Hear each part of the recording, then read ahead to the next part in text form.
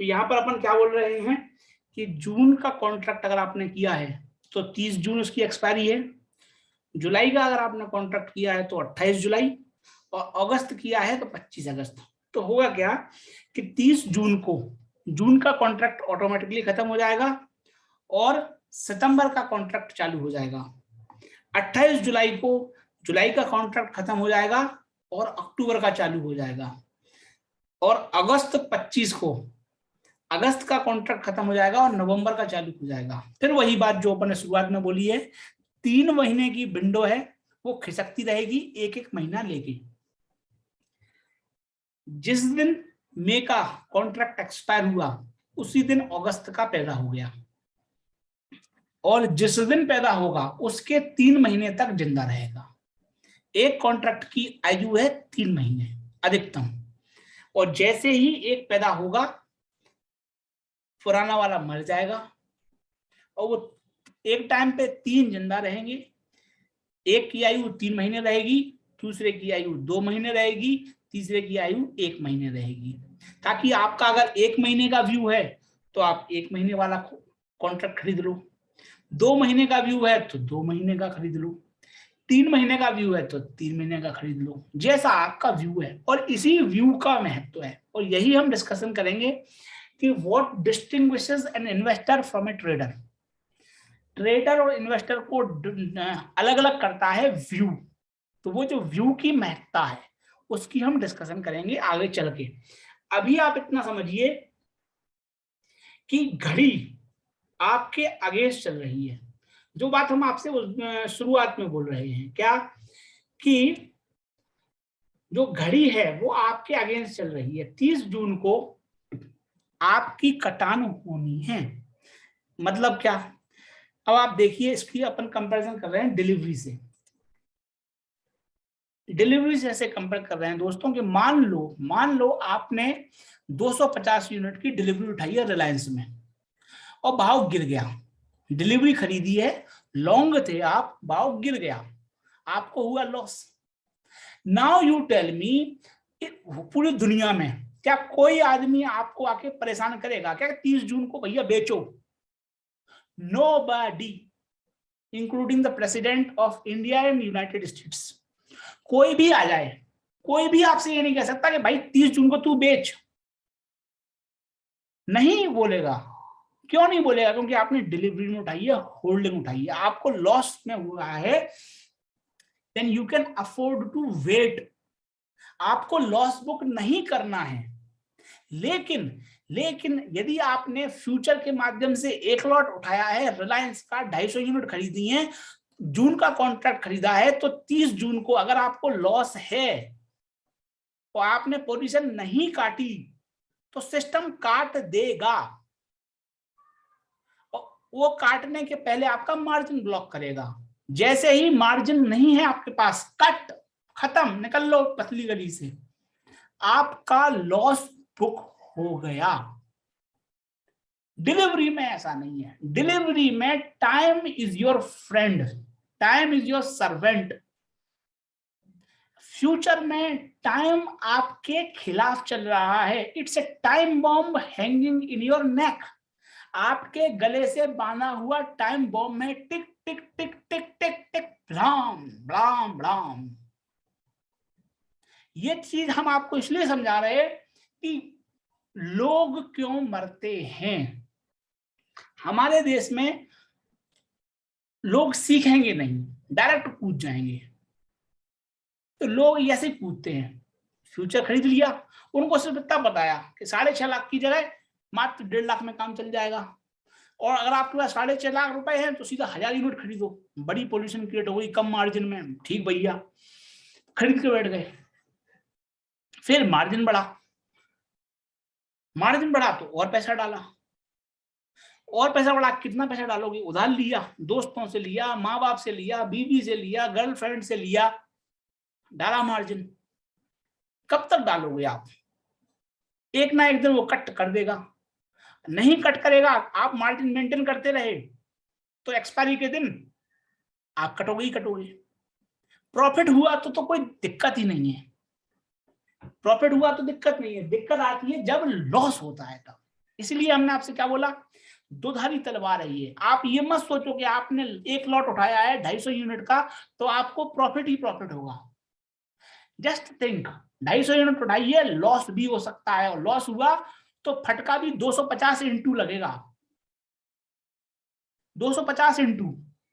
दिक्कत इस बात से है, एक तरफा मत देखिए। एक तरफा देखोगे तो आपका टनल व्यू हो जाएगा, आपको कूप मंडू को जो बोलते हैं कि कुएं का मेढक, उसको उतना ही दिखता है, वही दुनिया है पूरी।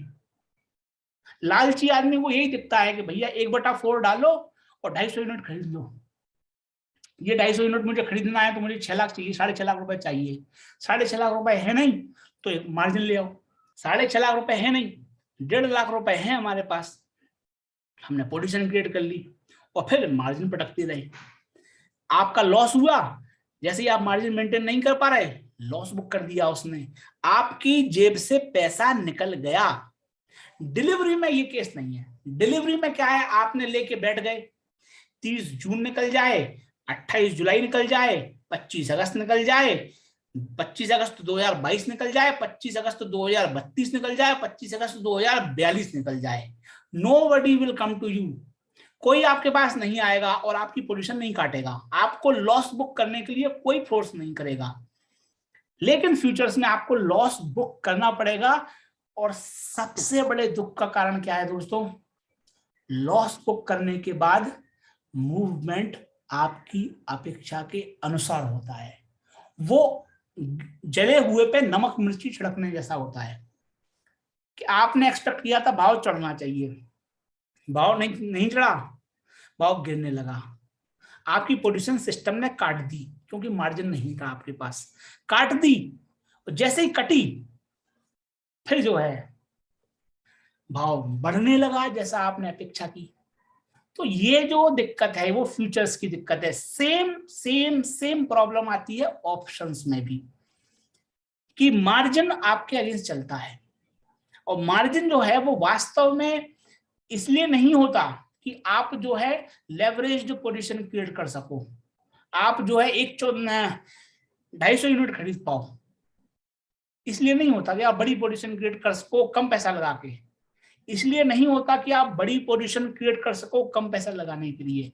मार्जिन का उपयोग होता है सिर्फ इसलिए कि सामने वाली जो पार्टी है वो डिफॉल्ट ना मारे, उसको नुकसान ना हो, इसलिए मार्जिन ब्लॉक किया जाता है। और फिर यदि आपका प्रॉफिट है तो कोई दिक्कत नहीं, यदि व्यू आपका सही हो रहा है तो कोई दिक्कत नहीं, लेकिन यदि व्यू आपका नेगेटिव है तो वो मार्जिन बढ़ाते जाते हैं। क्यों?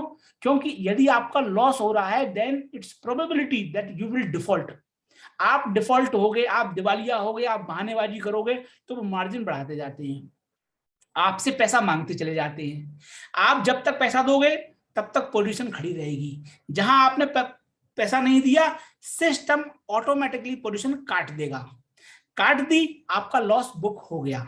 फिर आपके जले पे नमक छिड़कता है सिस्टम, यदि फिर भाव चढ़ने लगे आपके व्यू के अनुसार, तो आप क्या कहोगे, अरे यार हमारी किस्मत खराब है, मार्केट खराब है, दलदल है, ये तो जुआ का अड्डा है, ये हमें नहीं खेलना, चले जाओ मार्केट छोड़ के, चले जाओ। Market will not stop working, market will not cease its existence, market रहेगा, सदियों से रहा है, हजारों साल तक बना रहेगा। आपको तय करना है आप घुस किस व्यू पॉइंट से रहे हो। पब्लिक घुसती है उस हिसाब से, वो हमने आपको बता दिया। Now I am requesting you, आपकी इस सेशन के बाद जो मार्जिन के बारे में अंडरस्टैंडिंग बनी है उसको आप टेस्ट कीजिए अपने उन दोस्तों के साथ बातचीत करके जो फ्यूचर्स खेलते हैं, वो फिर आपको पता लगेगा आपकी जो अंडरस्टैंडिंग है वो किस लेवल पर है। और भविष्य में हम मार्जिन्स को और कवर करेंगे ताकि आपको अच्छे से समझ में आए। और मार्जिन्स का ही खेल है, पूरा पूरा मार्जिन्स का ही खेल है। और अपना जब हेज जो पोजीशन बनाते हैं अपन, तो मार्जिन की टेंशन नहीं है। ये मार्जिन की टेंशन किसको है? मार्जिन की टेंशन उसको है जिसकी नंगी पोजीशन है, नेकेड पोजीशन है। जिसकी हेज जो पोजीशन है उसको क्या मार्जिन की दिक्कत है? वी विल कवर इट कि उसको क्यों दिक्कत नहीं है। बट अभी आप समझ लीजिए कि मार्जिन की चिक चिक पिक पिक रहती है उसको, जो बंटी बबली है, रमेश को क्या मार्जिन की दिक्कत है? रमेश तो गेहूं दे देगा ना भाई, रमेश की तो गेहूं 3 महीने बाद आ रही है, तो रमेश गेहूं दे देगा 3 महीने बाद। रमेश को क्या दिक्कत है मार्जिन की? सुरेश को क्या दिक्कत है मार्जिन की? सुरेश तो जिस भाव में गेहूं मिलेगा उस भाव में गेहूं खरीद के ब्रेड बनाएगा, उसकी ब्रेड के पैकेट का भाव 35 रुपए पक्का है, 35 रुपए में उसको प्रॉफिट आ रहा है। They need not worry about margin.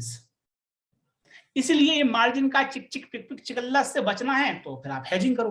तो हम आपको दोनों सिनेरियो बता दिए। अब दोस्तों आगे बढ़ना है अगले सेशन के लिए।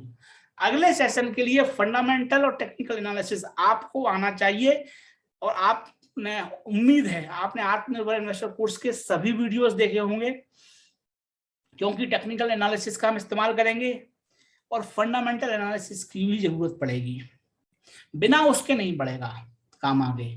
फंडामेंटल एनालिसिस से आप अंडरलाइन का एनालिसिस कर सकते हो, जो अपन ने चर्चा करी है, नीचे की बर्फ कितनी है, और टेक्निकल एनालिसिस से आपको चार्ट का व्यू बनेगा कि भाव बढ़ सकता है, भाव गिर सकता है।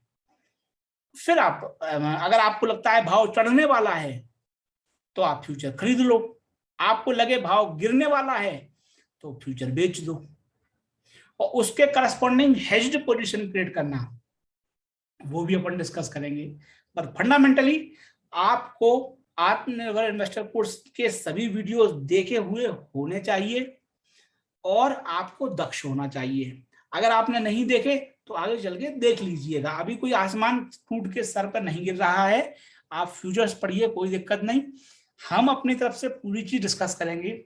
एज्यूमिंग कि आपको बेसिक जानकारी है आत्मनिर्भर इन्वेस्टर कोर्स की और टेक्निकल एनालिसिस की, लेकिन अच्छा होगा यदि आगे आने वाले 2-3 महीनों में आप पूरी तरीके से पारंगत हो जाएं टेक्निकल और फंडामेंटल एनालिसिस की कलाओं में।